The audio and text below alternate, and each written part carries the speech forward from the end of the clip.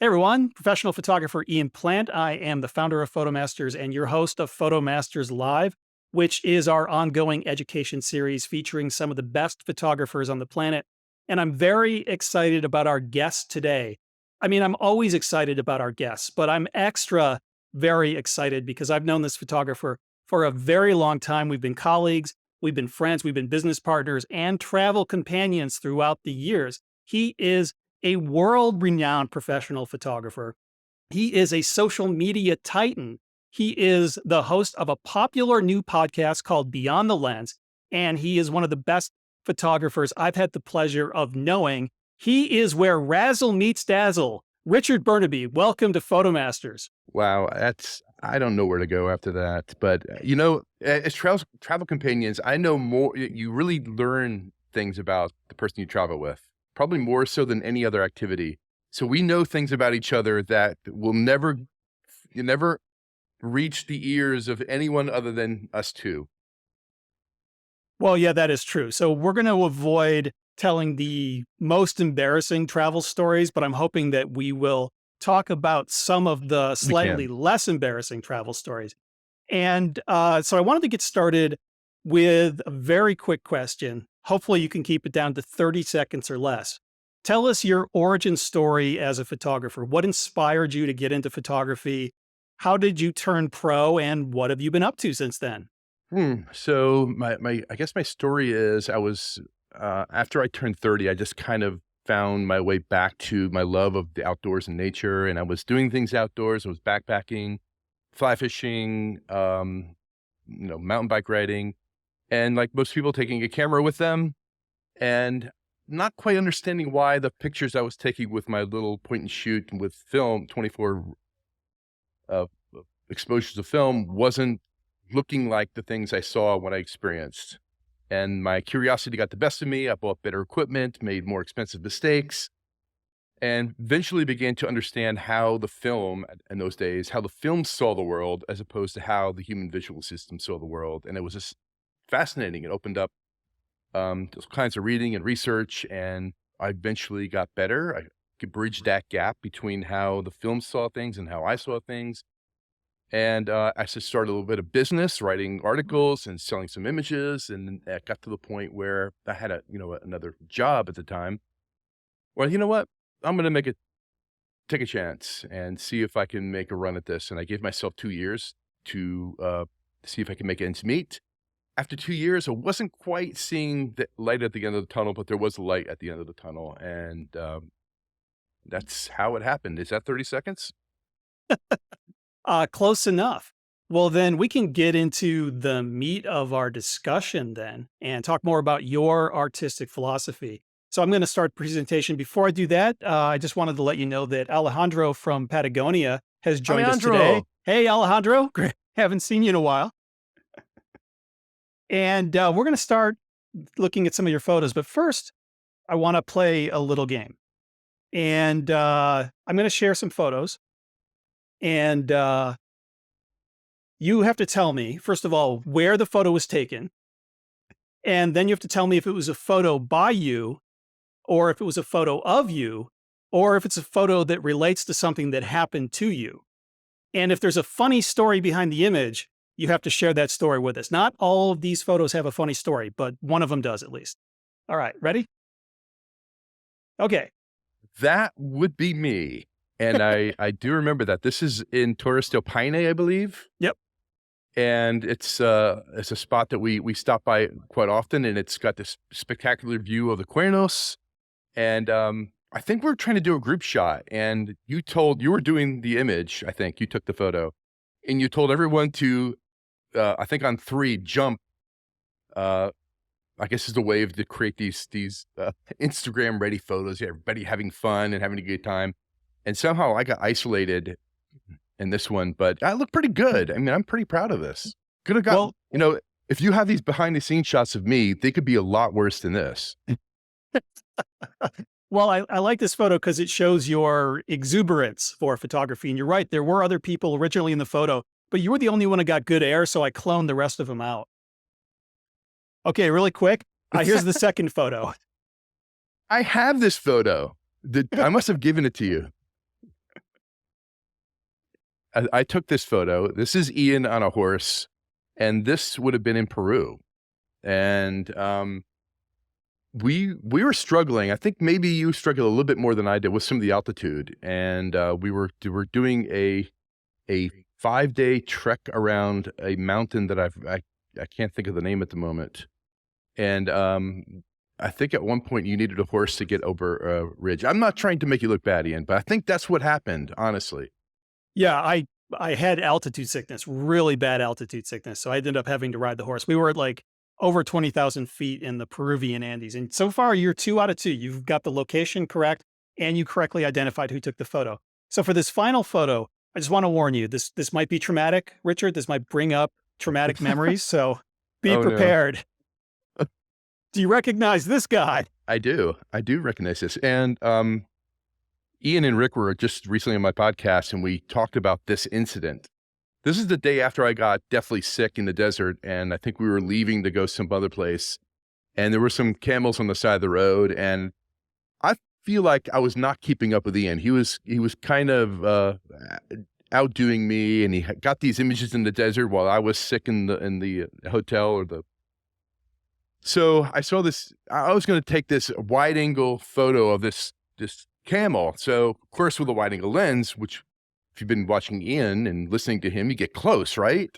So I got right up into this camel's face, and the camel headbutted me, knocked me down. I like somersaulted backwards, saved the camera, and this is the camel laughing in the aftermath. Well, I just wanted to share that photo really quick because, I mentioned earlier that you have an exuberance for photography. And if I were to characterize your style all the years I traveled with you, I would say that it was exuberance that overwhelmed reason. You just were a kind of a jump right in with both feet type of guy. And I really love that about your photography. And I wanted to pick a photo that I think best typifies your style as a photographer. And so I struggled for a while to think about how I would characterize your style as a photographer. And so the way I would characterize your style is essential. You seem to have this ability to pare things down to the essential elements. And I think your style kind of verges on minimalism, but doesn't quite cross over. So you're definitely at the boundary between minimalism and other types of photography. And if I were to analogize your style, it would be like going to a fancy restaurant where the course is served and there's this big plate and the small bite of food on the plate. And then you put it in your mouth and you realize it's the perfect bite of food. Nothing more, nothing less, just exactly what's required to give you that perfect bite. And I thought this photo here really captured that style. I thought maybe you could talk a little bit more about the backstory of this photo, the technical and artistic challenges you overcame making this photo, what you were hoping to accomplish, and maybe react to the way I have described your style. Do you agree? Do you disagree? Is there a nuance that I've missed? Go ahead and take it. No, I think you're right, but I saw that often as a shortcoming. And by the way, this is my favorite penguin image because of its simplicity. Mm. But I remember us having a conversation a long time ago about simplicity, and you weren't a fan, if I remember, because I remember saying repeating this cliche about less being more. And one time you just looked at me in the eyes and says, "Rich, sometimes less is less."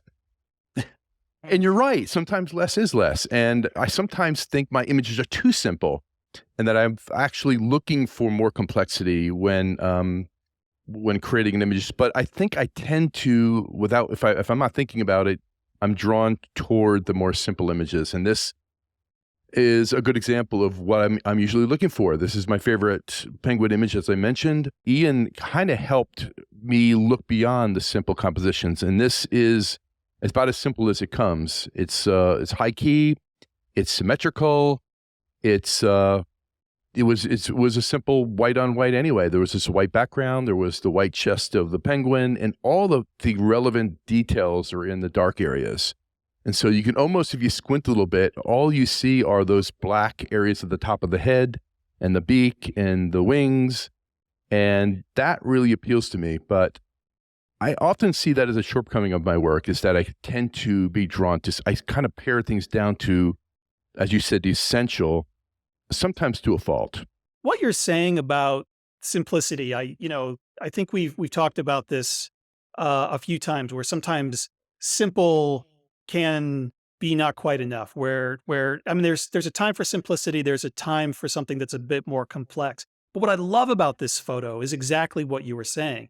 Is this to me is an abstract rendering of the subject, and I love the high key look, the fact that it's seemingly overexposed. You've got this white on white and you don't really see the shape of the penguin. The white of the penguin merges with the white of the background almost perfectly. The only thing you see are the parts of the penguin that are a little bit darker than white. And there's just enough to let the viewer know that this is a penguin. And I just love the shape.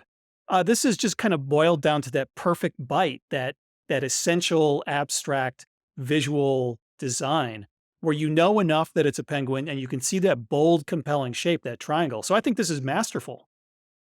Well, thank you. It is my favorite penguin image that I've created. So um, sometimes simple works, and sometimes simple is inadequate.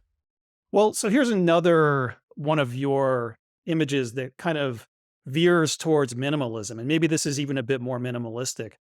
And I love this because it's really a study of the shapes formed by the necks of the giraffes. And I love all the generous use of empty space. So it seems to me that you resisted the temptation to zoom in tight on the subject here and instead used a lot of this empty space to create this very minimalist abstract rendering. So my question for you is it that you did resist that temptation, or were these giraffes so far away that you couldn't zoom in any tighter even if you wanted to? Okay, that's a good question, and the answer is I've really been paying attention to space a lot lately in my compositions, and using space as a way to convey emotion. I have a polar bear image also that's got the polar bear and it's got all the space around it to kind of convey a loneliness or a desolation. And this is a place that you know well. This is the Etosha Pan. And these two giraffes out in the middle of this salt pan was sort of unusual, right? So this image does a couple different things. First of all, it lies, like a lot of images do. A lot of images lie. They were not in like doing some kind of synchronized dance. What they were actually doing is they were fighting. And they fight by swinging their necks around and banging each other in the neck. And after 40, 50 images of shooting and shooting and shooting, one of the images happened to have this posture where they seem to be mimicking each other. And the second thing is I wanted to express the openness of the Etosha Pan, which is an enormous salt flat or clay pan in the middle of Etosha National Park in Namibia. So I could have zoomed in more. I could have just, made it about a fourth of the size of the image that what it is now. But I liked the idea of including all this empty negative space here to kind of give it a feeling of openness and loneliness, of the vastness, and of course the lie that comes with the two giraffes and what they're doing. And so this next photo, and it's funny because I picked three of two of them are black and white. I guess the penguin photo might be black and white, but I think it's just a color photo without a lot of color in it. Obviously, black and white is not your primary style. Usually you're shooting color. So it's funny that I picked three images without any color in the beginning. But this is another one of your photos that I absolutely love. I think the best way to put it is that I'm incredibly jealous of these photos. I view the highest compliment one photographer can pay to another is to say, I hate you. I really wish I had that photo. So Rich, for this photo, I hate you. I really wish I had that photo. I love this. No, the ultimate compliment is you suck. Because when you show your friend a photo and it's good, and he just looks you in the eye and says, "You suck." We know exactly what that means, and I appreciate the compliment. So, on our podcast earlier in the week, you were going on and on about your Sony camera and how it was outperforming the Canon 5D Mark IV. And I don't like a lot of gear talk, so I kind of resisted. I didn't take the bait. But the R5 does have a very, very good autofocus system with the eye, tracking. Mm-hmm. So what that enabled me to do in this shot is this is a coastal brown bear in Alaska. It's walking down the beach right toward me. And, they're pretty chill. I'm not really worried about being mauled or anything by this bear. But I laid the camera actually down on the beach, laid it flat, and flipped the screen up so that I'm looking down now at the LCD screen and just letting the camera focus on the eyes that's just walking toward me. And I got this very, very low perspective. The camera and lens literally laying on the ground. And he just walked toward me and he got closer until I did feel uncomfortable till I got up and kind of moved out of his way.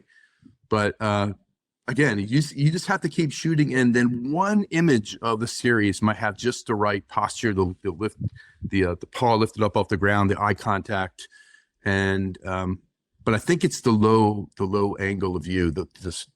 I'm actually lower than his eyesight. Mhm. We've got a question. What lens did you use for this photo of the bear? This was with the 100 to 500 RF 100 to 500. And as he walked toward me, all I had to do was worry about framing it. I didn't have to Mhm. worry about focusing, framing, and clicking the shutter and kind of zooming out as he got closer and closer.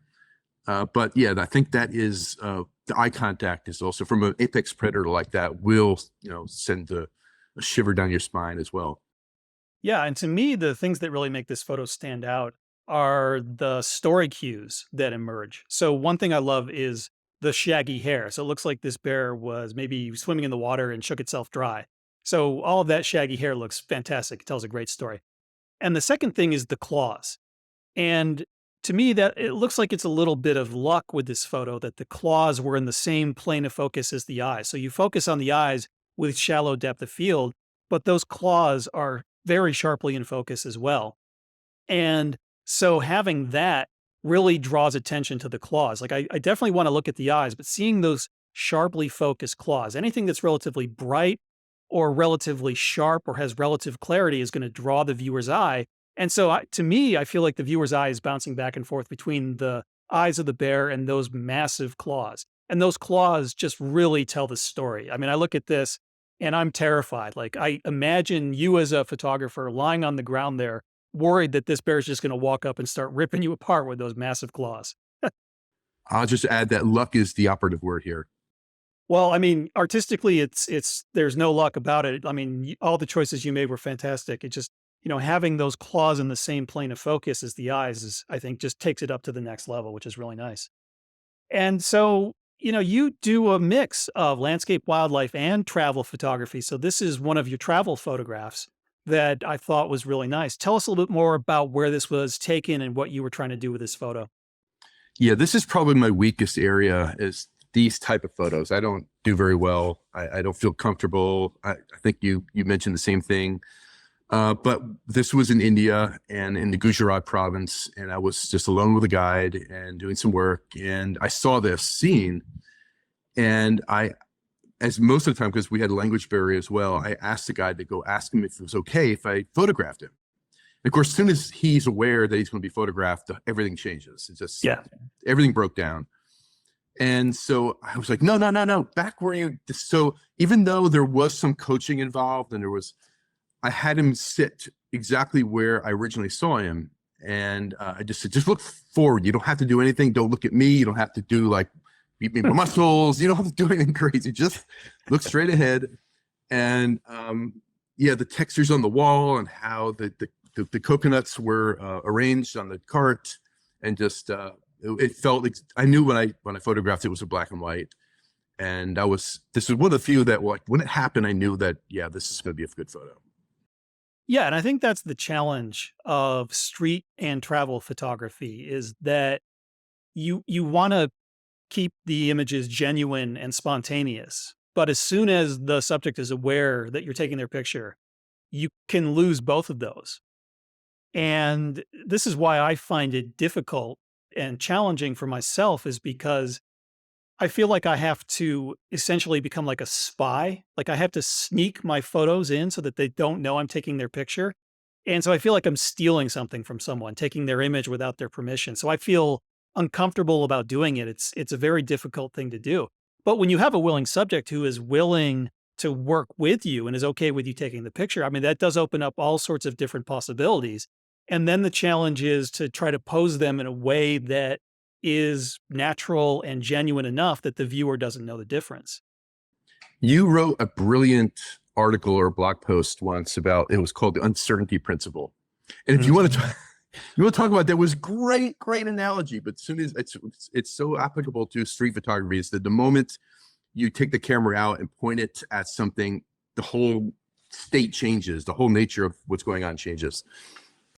Yeah, I was trying to draw a connection with the Heisenberg uncertainty principle in physics. The moment you try to take a measurement, the moment you make an observation, you change the movement or the direction of the elemental particle. And yeah, I kind of feel that way. And switching gears back to wildlife, you don't have to worry about that for the most part. When you're taking photographs of wildlife, they just really don't notice that you're there. And I think it allows you to get those candid, genuine moments in a way that you can't get with people. So back to your wildlife collection. I love this photo. I think this is absolutely stunning. So I always encourage people when they're making photographs to try to get abstract with their subjects, to engage in this process of artistic abstraction, and to use focal length, shutter speed, aperture, point of view, exposure value, all of these things, composition, to creatively transform your subjects. And I see you doing that here. I mean, so first of all, I love the composition. You chose once again just the perfect number of visual elements to make this that perfect bite. And like if you had zoomed out, I don't think it would have been as effective. If you had zoomed in tighter, it wouldn't have been as effective. But the thing that really stands out to me here is the use of the atmosphere, all the dust scattering the light. So you've got this beautiful backlighting coming in, and your main subject, the small elephant in the background, um, because it's behind the dust, the light is bending around the dust, so it kind of looks plastic. It looks like a plastic doll that's been left out in the sun and starting to melt. You get that sort of weird soft look when you're shooting through dust like that, and it really just lends itself to artistic abstraction. So I think this is brilliant, but maybe you should talk about it and tell us what you were trying to accomplish when you took this photo. Yeah, and this is one of the few times where I actually accomplish exactly what I was looking to accomplish. Hardly ever happens. But this is a place that you know well, and probably a lot of the viewers out there know well. It's at Etosha National Park, and it's at the Okukweyu watering hole, which Mm. I know we've been there together many times. And this is where having a familiarity with a place and having shot it so many times helped me, because I was purposely trying to do something different. When you're seeing something for the first time, you really want to get a shot. You really want to get something that you're proud of and you take home with you. But if you've been there so many times and you've shot it, just umpteenth time, this time when the elephants come in at sunset and they're kicking up dust, I want to do something. I'm looking for something different. I'm going to try to find an arrangement, because it was the strong backlighting and the dust and the light was great.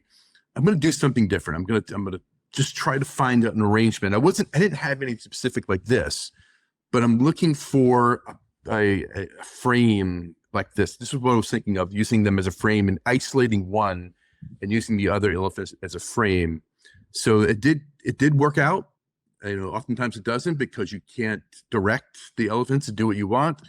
But it did kind of work out. The light was just fantastic, as you say. You could see the shadows and the light and the interplay, and how the darker elephants are near the front and it gets lighter as you get back.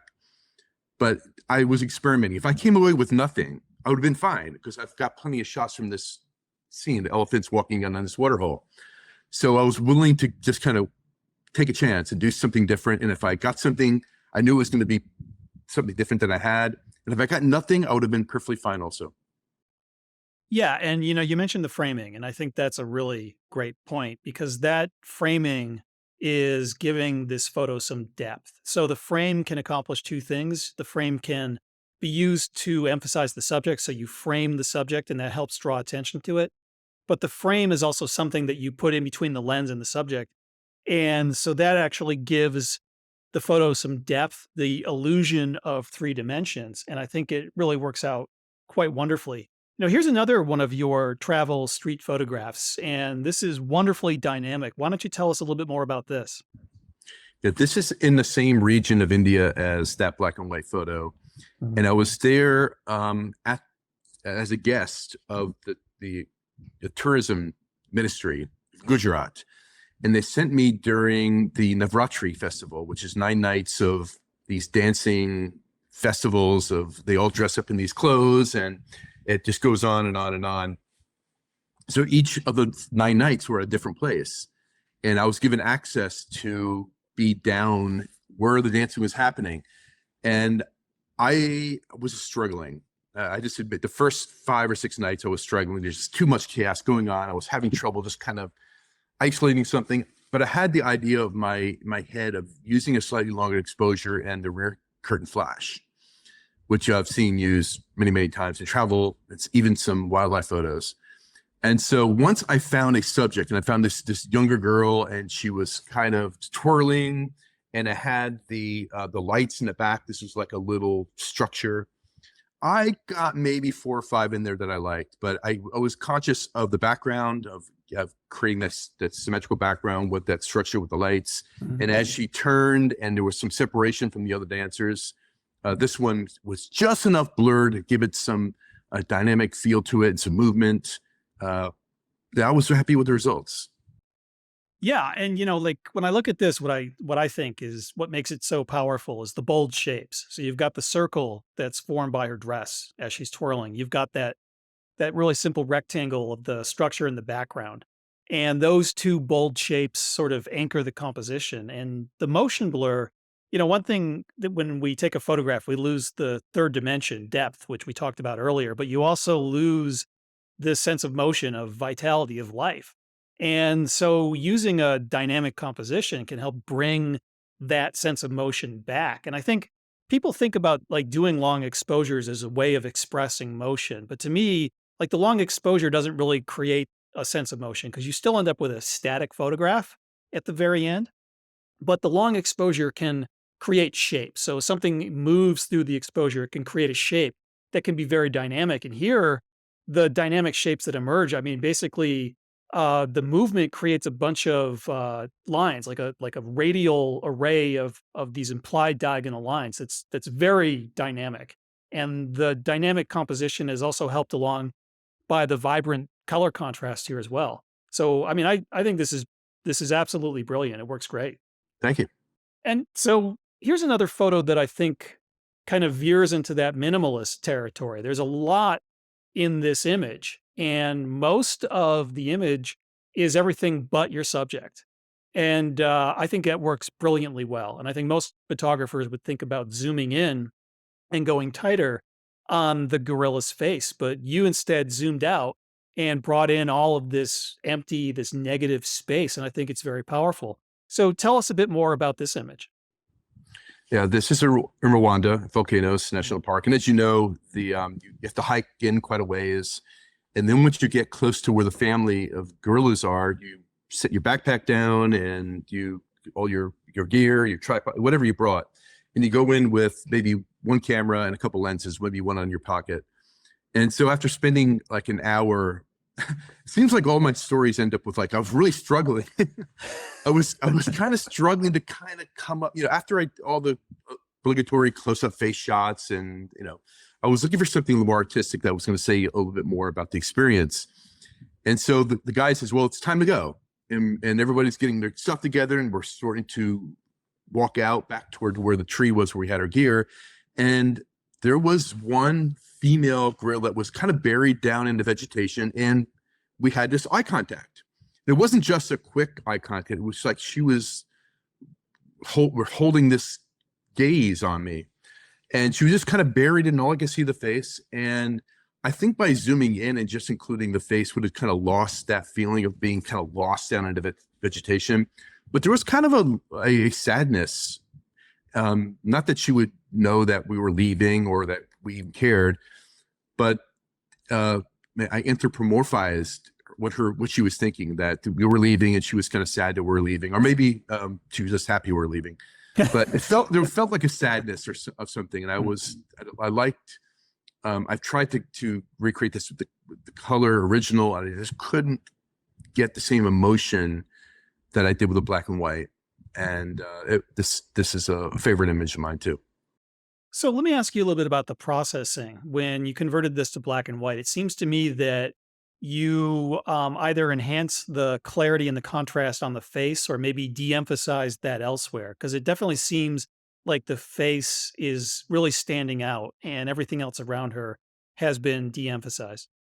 Well, I don't think anything else had been de-emphasized. If anything, I emphasized the face Mhm. because I wanted that to stand out, obviously. And Yeah. so, yeah, I brought out the highlights in the face, and so that when a person would look at this, there would be no doubt. Maybe too obvious. Maybe it's too obvious, and maybe I should have de-emphasized it so people have to look into it and try to find it. But I wanted the face to stand out a little bit, and so yeah, I pulled out highlights and made them more, you know, uh, obvious that that's what that was. The subject was. Well, it seems to me that you got it just right, because if it had been a bit more subtle, I think it would have been difficult for the viewer to find the face. And so this is because there's a lot of texture elsewhere. So there's a lot of these shapes that pull the eye away from the face. And so having the face be stronger, I think, creates this focal point for the viewer that the viewer is always coming back to. And I love the shapes here. There's all these curves that are curving around, created by the leaves and also some of the stuff on the ground where the gorilla is lying. So you've got these curves that are just wrapping around the subject. So I feel like my eye is just constantly engaged by this and just swirling around it. And you say it many times about how sometimes going wider bring in more compositional elements to make it a more dynamic image. Mhm, In this case, I wasn't thinking that. mhm. It was more of an emotional thing. It was emotional. I wanted to replicate what I felt and saw at that very moment, and I had no clue as to what the ramifications compositionally would be. Mhm. So all that stuff you just said was pure luck. Okay. Well, luck is a big component of photography. I know we don't like to admit it, but the truth is, really what photography is waiting for luck to happen. So, tell us a little bit about this image. So this is going to go against the implant, go wider, bringing more. That's actually going to improve the composition by going tighter. Mhm. And this is in Torres Paine over by Laguna Amarga. And so this mountain is, and if I say this correctly, I know Alejandro is listening, Almirante Nieto, which is to the left, and then you had the towers just to the right. Okay, so we're looking this sunrise, and we're looking west, and we had these great lenticular clouds that are kind of hovering over the scene. And I've got some images that are wider that include both the mountain and the towers and the lenticular clouds and how they're kind of waving over the scene and this great sunset light, sunrise light. But I took out the 100 to 400 and did some tighter compositions that enabled me to kind of express it more graphically. The pyramid shape of the mountain and then the curves, repeating curves at the top. Even though it says very little about the place, and it's, if somebody were to look at this, unless they knew exactly what this mountain was, where it was, they had no idea where it was or what this place Mhm. was. The wider version, they would probably see the towers, it would better sense of the landscape, and then they would say, yeah, this is Chile, this is Torres del Paine. So this has nothing about the place and everything about graphically these strong shapes in the photo. Yeah, and it tells a story about the place, but it's not the story that most people would seek to tell, because most people want to tell the story about the scenery, and this is really telling a story more about the weather, the lenticular clouds that build up over these mountains, the layers of these hovering spaceship-looking clouds. And so your presentation, I think, focuses the viewer more on that story and less on the story of the scenery itself. So what's going on here? These are very cool monkeys.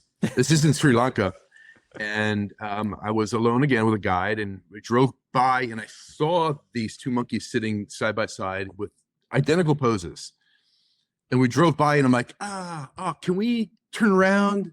Knowing that by the time I turned around and got the right lens and got in place, that they were not going to hold that position. So we did turn around, and we got back with the lens on, and sure enough, they're holding this position.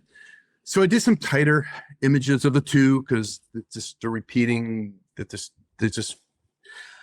But as I go wider and wider, I brought in more compositional elements, and this is obviously the better choice. And if I put two by side, two competing compositions side by side, the tighter one of just the two, and then this with that curve of the tree trunk and then the branches coming down in the background is obviously the stronger composition of the two. But it's still the whole reason why I was drawn to the scene to begin with were the poses of the two linger monkeys. Yeah, I mean, I think this comes together remarkably. And I also love the light here, the exposure. It just seems like the monkeys are kind of glowing from within. Yeah, very faint backlighting, but it was mostly overcast, but just enough directional light to give it that the glowing on the edges of the fur. Yeah, beautiful.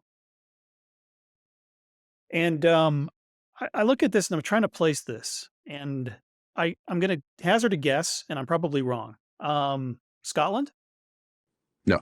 Okay, it was worth a try. Yeah, I mean, it doesn't really say much about the place, but this is on the coast of Portugal, Praia Draga, and it's a very dangerous beach. There's actually a beach further down from here that people go to, but as you walk further north, you get into these rocks and these very craggy sea stacks, and it's very slippery, and the waves are big. And I was this, I was struggling. Imagine that, to come up with a really composition that I liked. And right toward the end, after the sun was already down and everything kind of went blue, I took a chance. I took a wide angle lens and I went down to closer to the beach, down to the rocks, and just barely able to kind of stand up. I was slipping and sliding, and I was able to get all three legs of my tripod down just long enough to do a long exposure. And obviously I positioned the three sea stacks in one area of the image, and then I wanted that counterbalance with the rocks in the foreground, so that it does create this asymmetric balance. And then, of course, the long exposure kind of simplifies the scene by just kind of blurring the water out. But that was more of a necessity, because of this time it's good 20-30 minutes after the sun went down and was getting dark. But shortly after that, I just fell on the way out. I slipped and landed flat on my back. That's one thing I guess I'll remember about this also. But these rocks were the slippiest rocks, and the waves were big and crashing, and water was just going everywhere. And I managed to get one shot off, really, that I kind of like. I kind of like this. It doesn't suck, but it's nothing. Well, I think it's a good example of how you can successfully compose a wide angle shot. So when people go wide, I think they struggle because you bring in all these visual elements and there can be a lot of visual chaos. And the way to simplify a wide angle composition is to look for a few really big, bold shapes that can tie everything together. And so the three triangles in the background of those sea stacks are those bold shapes that really simplify this otherwise chaotic composition. And you positioned it perfectly, so there was one triangle in between the other two. So like the way you position yourself to have that middle triangle framed perfectly by the other two really just ties this whole thing together. So it's an effective image. And once again, kind of veering off more towards a minimalist approach here. So let us know where this was taken. This is in Alejandro's backyard. If he's still listening out there, this is at the glacier, Perito Moreno Glacier. Mm-hmm. And Alejandro, if I get this right, I think this is Cerro Perito Moreno. I think that's the name of the mountain. But it was in April, and you can see the lenga trees are just starting to turn color. It was just a very, very nasty day. It was raining on and off, and there was a lot of fog, and the mountains were mostly obscured. But every once in a while, they would just kind of peek out for a little bit. And I was just standing in the right place at the right time, where there's a very dramatic shape to this mountain, and just the top of it was showing. The bottom of it was kind of obscured by some lower clouds and lower fog. And it's like a Japanese painting, the way the lenga trees kind of move upwards, reaching up toward the mountains. And I processed it very almost high key in a way. And it's another photo that kind of just came together for me. And I like it.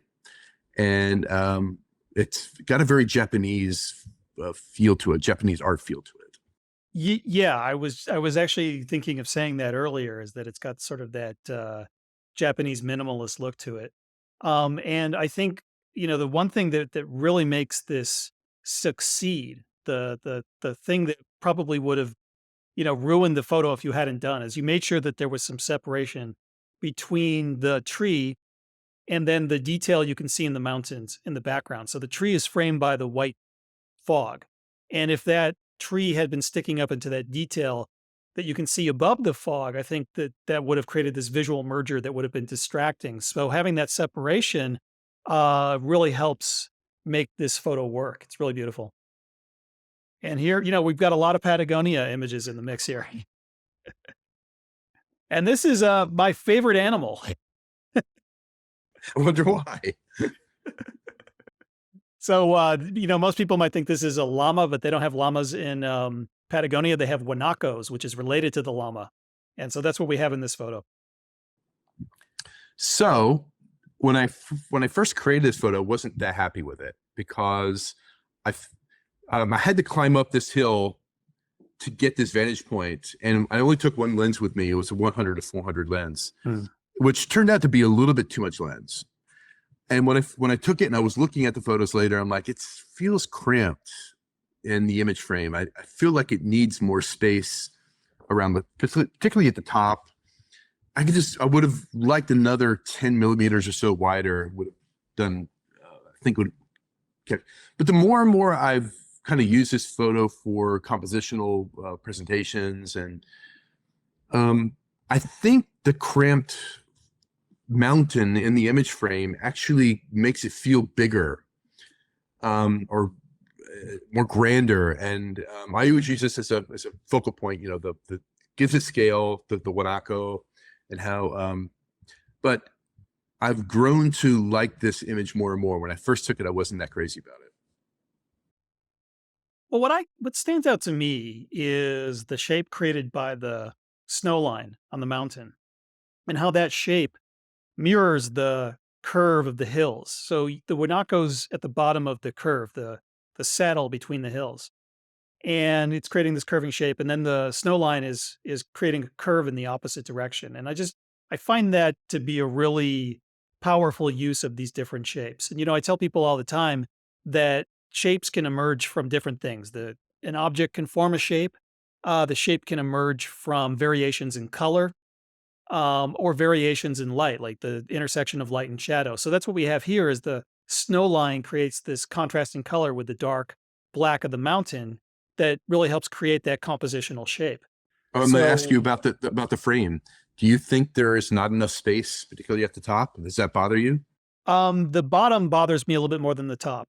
I do agree that you probably could have used another 10 millimeters. And so like these days, it's kind of easy to add more space at the top of the sky. You can do a content aware scale in Photoshop and easily add some more canvas at the top. Probably a bit more difficult to do so at the bottom. Yeah. That's So, how I felt. yeah, we are in concurrence. This is really great. You got that riveting eye contact, and the V shape formed by the tree is spectacular. Now, lions and trees aren't something that you see all the time. So there are some famous lions that are in the trees in Lake Manyara in Tanzania. Is that where this is from, or is this somewhere else? It's close by. It's in the Serengeti. Okay. But the fact that you don't find lions in trees all that much was very obvious, because it looks like this lioness knows what she's doing, right? That she's giving me the look, and she, Hmm. wants to come pounce on me. But another example of where photographs lie, this this line could not have been any less comfortable, and that she climbed this tree and she was in this V shape, and she was falling down. She was having trouble keeping her balance. And again, just one image. It looks, she got her paw right there. She's looking straight at me. And it looks like she is, queen of her domain right there, but she's not. She's very uncomfortable. She fell several times, kind of holding on by one paw, and she would get up and she'd be out of balance, or she'd be falling over. And total lie. It's nothing like it appears.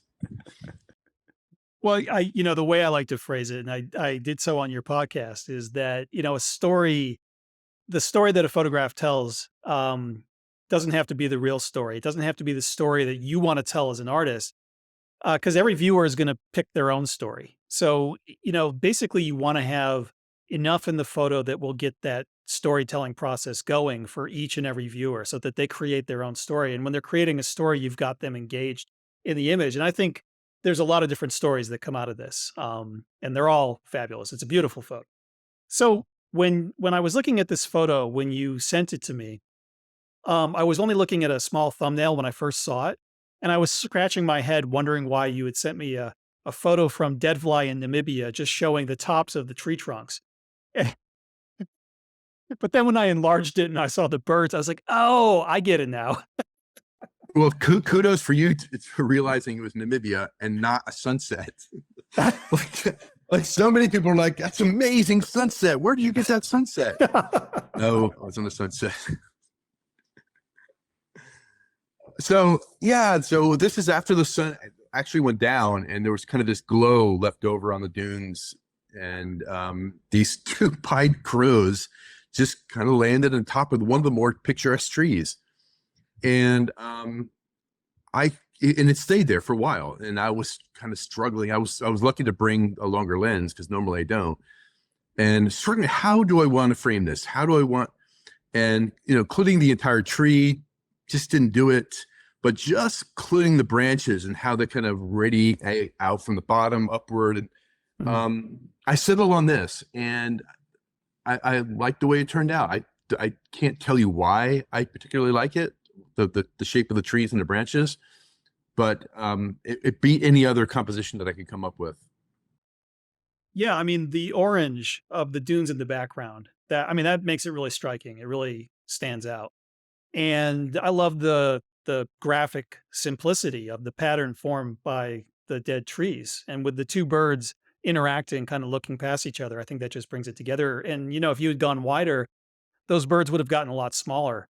And also, you start bringing in the white of the clay pan at the bottom, which I think would have been competing with the white of the birds. So excluding that, definitely the way to go. Really, really neat image. Definitely don't look at it as a small thumbnail.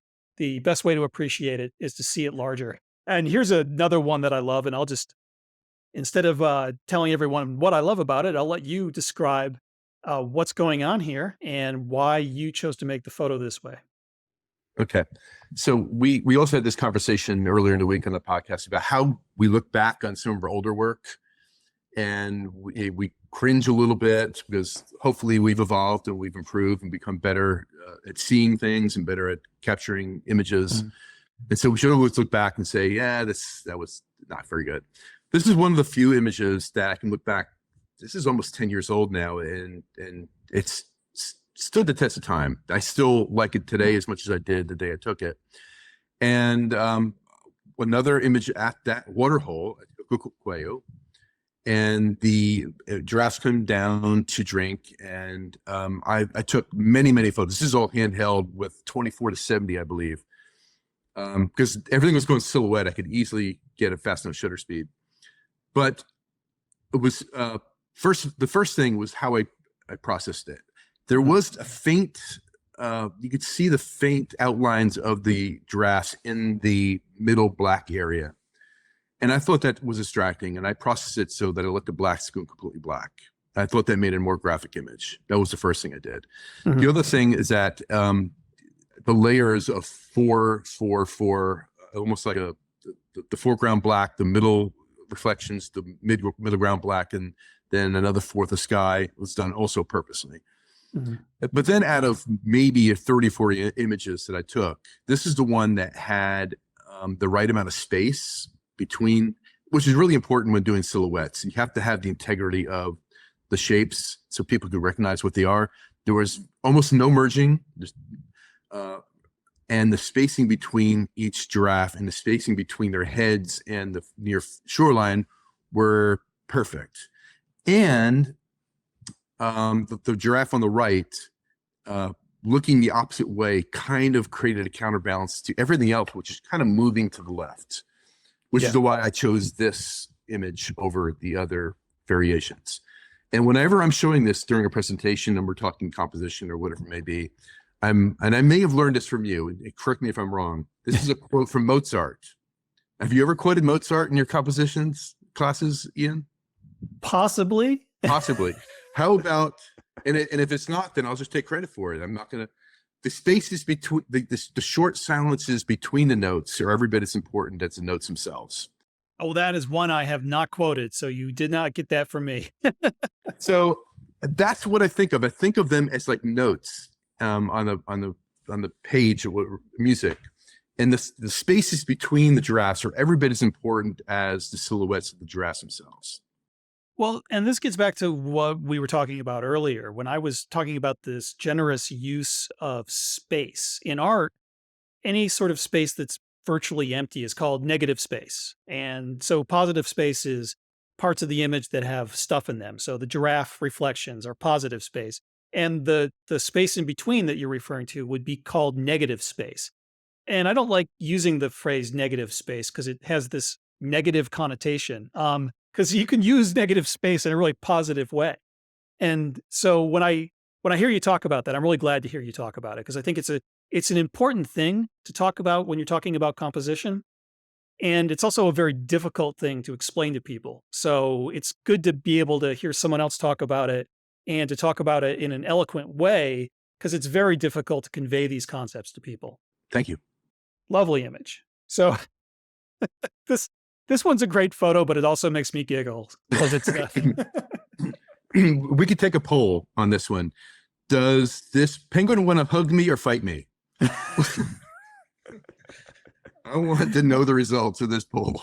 with I don't know. I feel like with penguins, it's pretty much the same thing.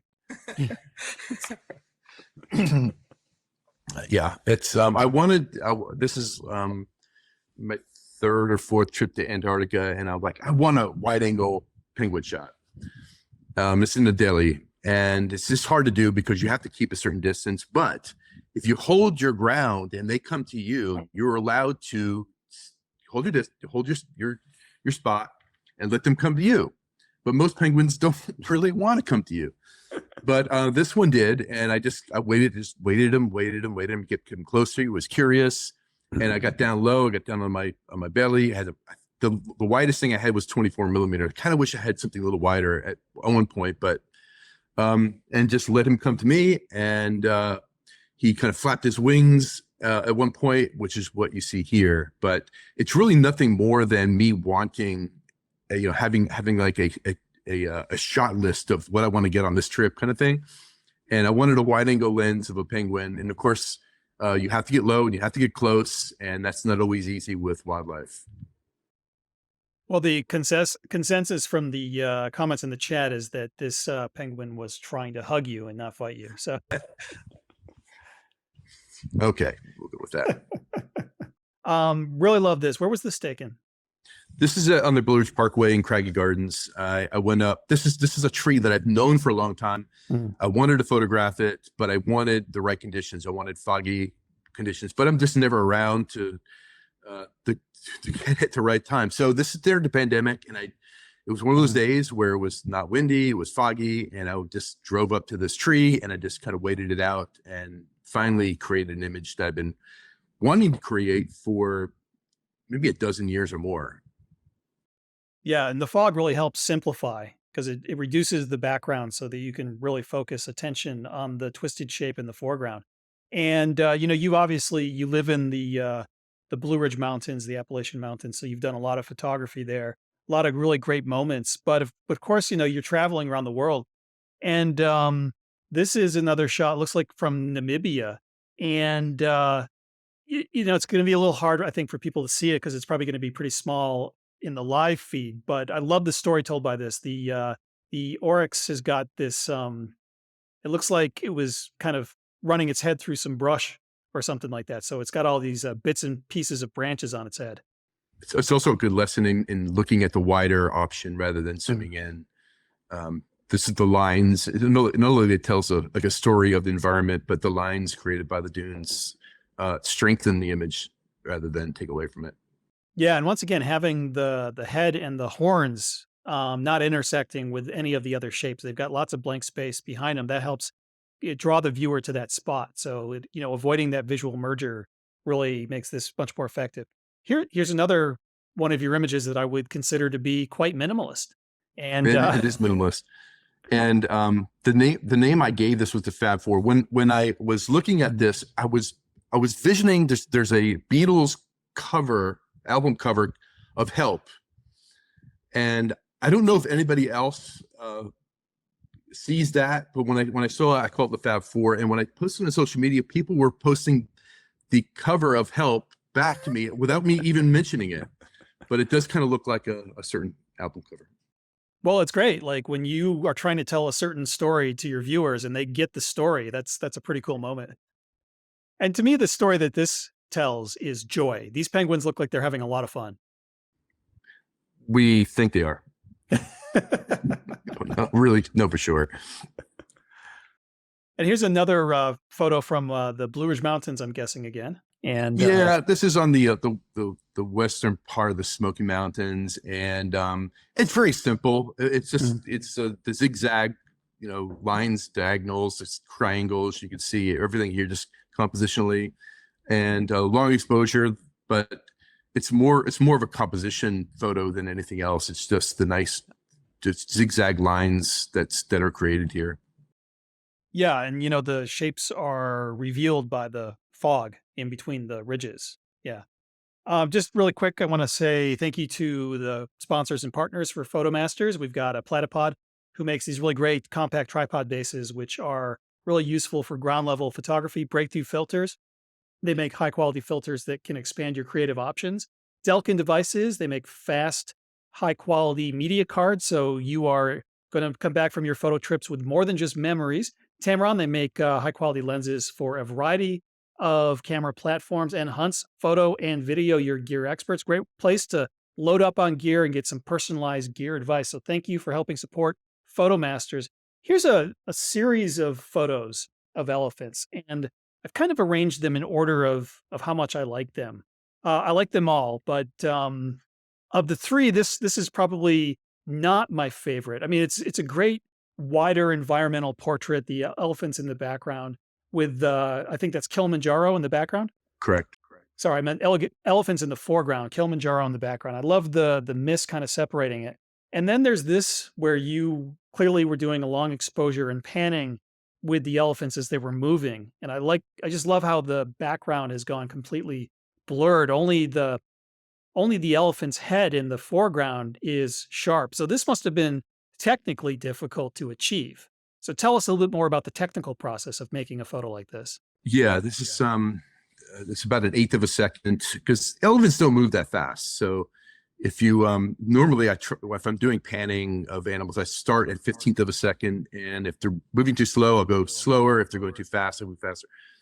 So 1/8 of a second, and if they're moving at a 90-degree angle from your shooting direction, and they're moving at a relatively constant speed, they're not like slowing down and speeding up, then you could try this, and it's just slowly move. I try to put like the focus point on the eye and just kind of follow the eye as they move. But I like the fact that there's two of them here, and that most of the detail in the elephant in the foreground is relatively sharp enough that you can see what's going on there, but it gives you that movement, that feeling of movement. Yeah. And so I think these are both good photos, but to me, they line up horizontally. The implied lines and the actual lines go from left to right or vice versa in both of these images. In the final elephant photo, what I love about this is that everything is more diagonal. So you've got this diagonal line created by the line of elephants coming towards you, and also the diagonal lines formed by the clouds. And I just find the diagonal lines to be much more dynamic in this final photo. Yeah, this is a much better photo than the other two, and I'm kind of with you. I'm not really that fond of the Kilimanjaro photo. It's kind of a bucket list kind of thing. Like you got to get the elephants with the Kilimanjaro, but this one does have a lot of movement. You can see the clouds are just kind of pulling the eyes down toward the elephants, and of course, then you've got the diagonal kind of moving you from the right to the bottom left, and yeah, by almost every measure, this is a better photo than either of the other two.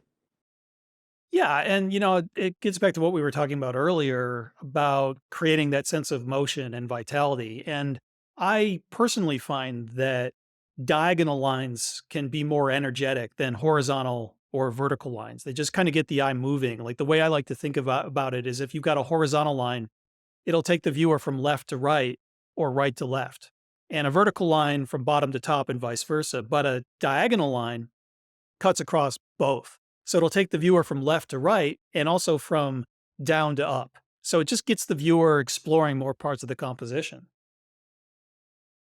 All right, so this looks like it was taken in the Blue City, Chef Shawan in Morocco. This must have been a trip other than the trip that you and I did together because I don't remember this. Yeah.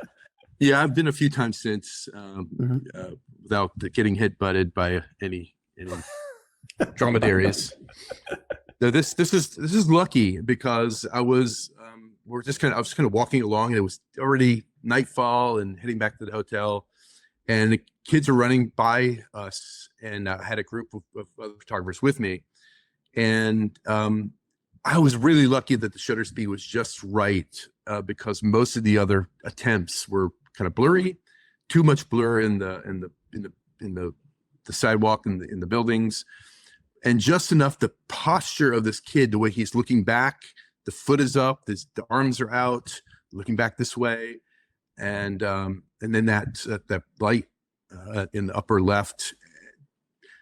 I'd like to take more credit for it, but it was just a lucky image. It really was, and it's kind of stuck with me.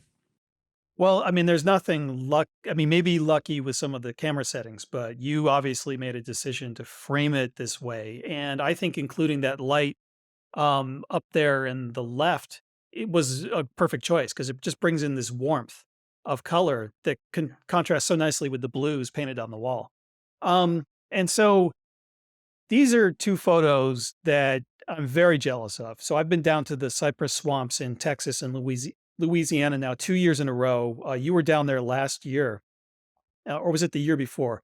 And I have seen some fog down there, but never as good as this. So this fog happened like a day or two before I arrived when you were down there. Yeah, but And we so were down at the same time.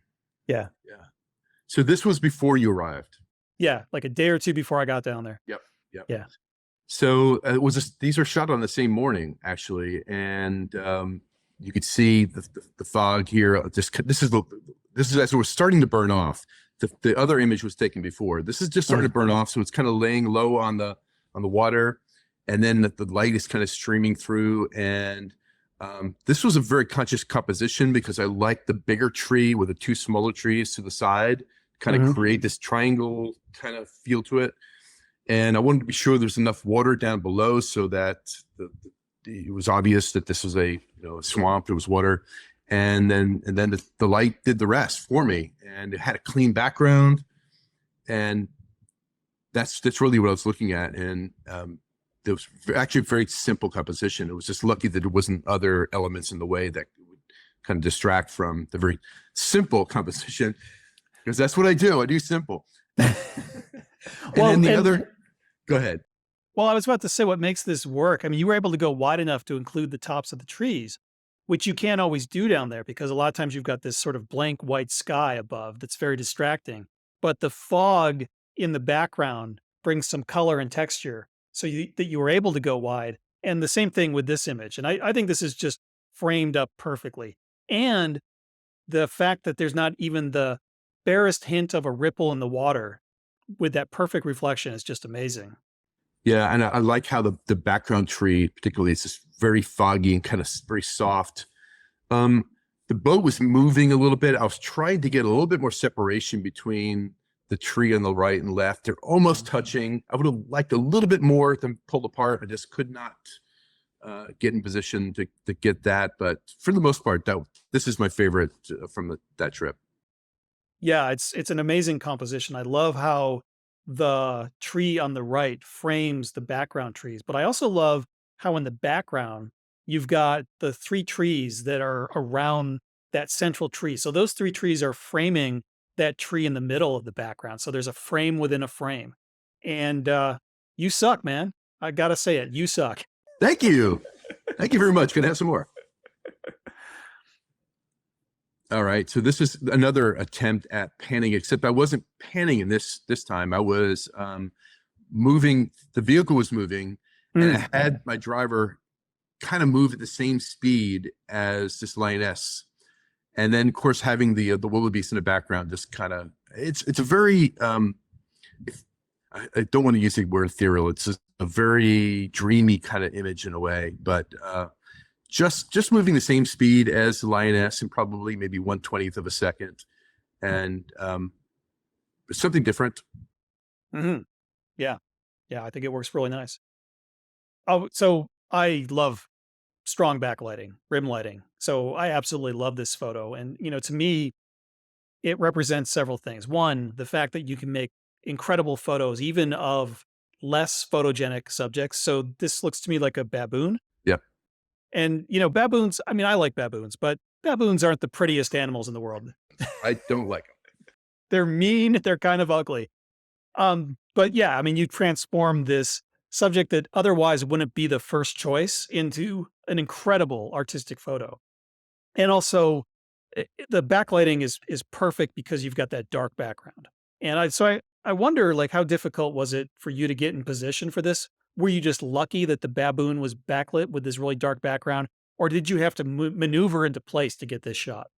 It's a combination of both. I saw what was happening, and I was sure that let's stay right here. I know they're only baboons, but some just fantastic lighting, and there was a dark background, so that that's usually what stops a lot of these type images from working is the background's too bright or there's some sun, and it was a perfect background, the perfect situation.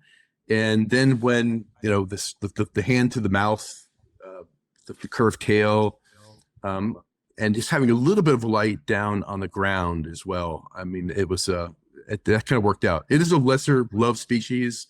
That would be an understatement, but I do like the light here. And the only what's left is actually doing the getting the right exposure is pretty easy, but getting a good sharp image, you have to make sure you get the focus on the contrast where the room light is. Hmm. Yeah. Yeah. And I think this is a good image that demonstrates that there's a difference between what's beautiful and what's photogenic. Because yeah, I agree with you. Baboons are not like at the top of my list of what to photograph when I'm in Africa, but it's an amazing image. It's definitely one that I'm jealous of. And this is also just another good example of that almost minimalist approach. Once again, we see that high key look, that white on white. So tell us a little bit more about this, where you photographed this and what was going on here. Well, this is in the Yukon, and this is not really a great image. Well, I think it looks fantastic. Boring, man. It's just an Arctic fox looking at me, and it's not doing anything interesting. The composition's not like, it's not. It's just kind of a boring photo. Well, I don't know why you used it. Why did you put it up? Well, do you know why I like it? So I get the feeling that maybe you were trying to test me, but no, I like this. I think it's dynamic because of the pose of the tail going off to the side. I mean, That phone's got going. It's some color in the eyes, and yeah. it's just looking at me. It's just like that's it.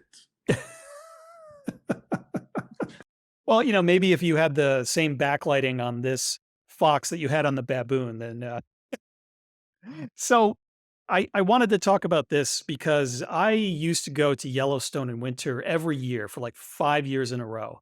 And I know in the past decade or two, they've been getting a lot less snow there than they typically do. And so I was hoping to get a scene of bison trudging through really deep snow, but I never got it because they never had enough snow there. And so this is another photo I'm really jealous of because you clearly had a really good snow year for this photo. Well, I was in Yellowstone for one thing. Oh, These are wood bison. They're not the same bison that are in Yellowstone. This is wood bison in the Yukon. okay. And yeah, there was a lot of snow, and this is one of the times where it's a bison. it's hard to get that excited about bison. You can get a little excited about bison, but not really excited about bison. So I was consciously thinking about composition here. Mhm. I was positioning myself so that I can create this arrow shape, the diagonal where you see the Yeah. diagonal where obviously the center is the big one with the big one with all the snow in the face. But then there's a diagonal line that goes off to the left, and then kind of the same diagonal line that goes off to the right, so that it creates this arrow shape. And that was, I'm not usually thinking about composition when I'm doing imagery, but in this case, I was definitely trying to position myself to create that look. And for a photo like this, not only do you have to think about composition, but you also have to think about where you're going to focus. And this is something that's come up recently in an online mentor class that I'm running, where some people have put some photos up of groups of people or animals. And making sure that you're focused on the right one when you're using selective focus is super important. And so, here, obviously the bison in front is the right choice versus something in the back. Mainly because of his position, but also because he's the one that's telling the most interesting story. So he's got the most snow and frost on his face. Right. And this must be from Morocco in the Sahara Desert. That would be correct. And so you had to climb up pretty high on a dune to get this shot. Pretty high up in a dune, and then the caravans of tourists, the caravan of tourists started going back toward town, and just as light was kind of skimming across the dunes. So that's really what this is. This is a pattern image Mhm. that just happens to have some camels in it. But I mean, if it was anything else, it would be just the same image. It's the image of the patterns of dunes, the light and shadow, Mhm. and leading you off into the distance, and then just the camels in the foreground just kind of hold it together right there. Yeah, so I made some similar images when you were sick and I went into the Sahara without you when we were in Morocco together. But I had to throw out all of my images showing the camels going by because not only was it obvious that they were tourists, but the particular tourist who was on the camel was some guy who clearly was trying to dress like some desert explorer. He had the white khakis on and the pith helmet. It was ridiculous. Good had a Chicago Bulls jersey on. So this must have been from one of your trips to Antarctica. No, this is Svalbard in Oh, the high I Arctic. should have. Right, right. And I Yeah. use this as a because I love the walruses. I think they're such a cool animal. And I use this as an example also of using the background to kind of create a more dynamic composition rather than just kind of zooming in on the head. And so the mountains kind of create these lines that kind of point down toward the subject, and then you have the open space to the left where he's looking into. So your eyes kind of come down, lead to the walrus, and then you're naturally going to move into that space to the left. Yeah, I should have realized that. I don't think there's any walrus in the No, I wasn't going to say in the southern anything. hemisphere. I wasn't going to even mention it. Well, we all have our dumb moments. So I have more than my fair share. And walrus are kind of on my bucket list. I've actually seen and photographed a walrus once. It was in Iceland of all places. It had gotten lost and it washed up on the shore of Iceland. It was making the local news for several weeks as it was traveling to different beaches around Iceland. This is obviously a photo of wildebeest crossing the Mara River and very dynamic. And so it looks like you were actually pretty low for this, which I have to ask you about how you got this low perspective for this shot because whenever I've seen crossings from either the Tanzania or the Kenya side, I've been higher up on the banks looking down. Yeah, I was lower than normal. I think it was just an area where they decided to cross, where the banks weren't so high; they were a lot lower. And the typical shots are wider to show the immensity of the number of wildebeest that are crossing, and it just kind of felt boring to me. So I Mhm. wanted to capture some of the drama by kind of coming in tighter. It's almost like two images, like a high key image at the bottom where it's very bright and Yeah. all the relevant details are dark, and at the top it's kind of dark with all the relevant details in the light. And my favorite part of the image is actually the background and all the repeating patterns of the wildebeest horns. And yeah, it's just it worked. Yeah, no, having that lower perspective, that eye level perspective really just creates a lot of drama and immediacy with this photo. So I think it works really well. And the final image that we'll take a look at here, it's another one of those aw type photos, but I also think it's a really compelling composition. Yeah, it's almost have them touching, so close, Mm. to almost touching, but there's just enough space where it kind of still works. But it is like a balance image, kind of asymmetric balance of. But I kind of obviously couldn't get them all both in focus at the same time, Mm. so focus on the closest one, but they kind of mirror each other in a way, and Yeah. it's the response I usually get is, "Oh, do what I get." Well, it's very cute, but I think it's a very effective composition. And once again, I think it typifies your style, which I don't think is too simplistic at all. So I think it's just the right, as I said, you kind of pare it down to just the perfect elements. It's that perfect gourmet bite. Richard, thank you so much for joining us on Photomasters Live. This has been a long time coming. And these were some wonderful photos and some wonderful thoughts. So thank you very much for coming on the program. Thank you so much.